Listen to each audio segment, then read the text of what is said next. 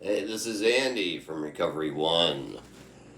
Today I'm going to go over the fourth step, made a searching and fearless moral inventory of ourselves.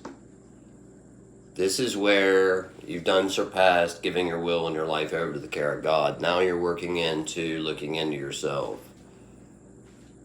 You're going to look at the most important people in your life. In my case, it was my mother, my father, my siblings.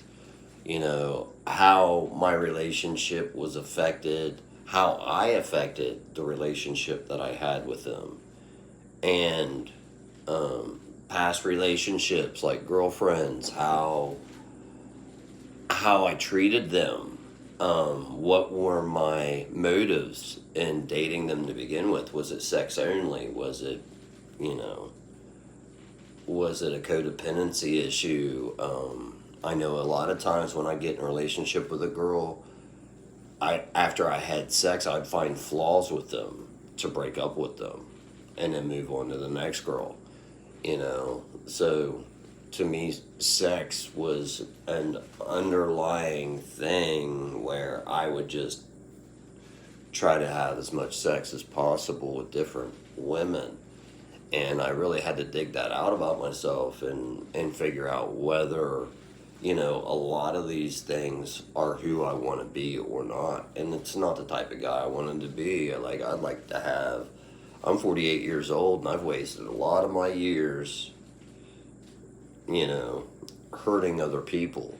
And I didn't think it was that way in addiction or otherwise in life. Even when I was sober, I didn't think I was like hurting anybody. I felt it was everybody else's fault.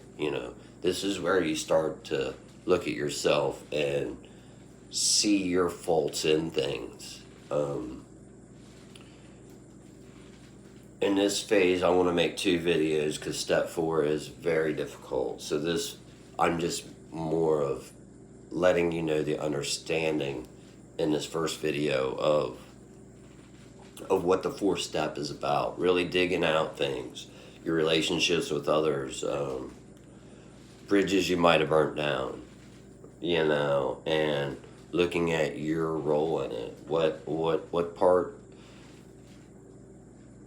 do you want to work on as far as yourself, as far as a character defect that you need to trim the fat on and be the person that you want to be in life. Like I've gotten more structured and became more of a respectable person in my outcome of this step.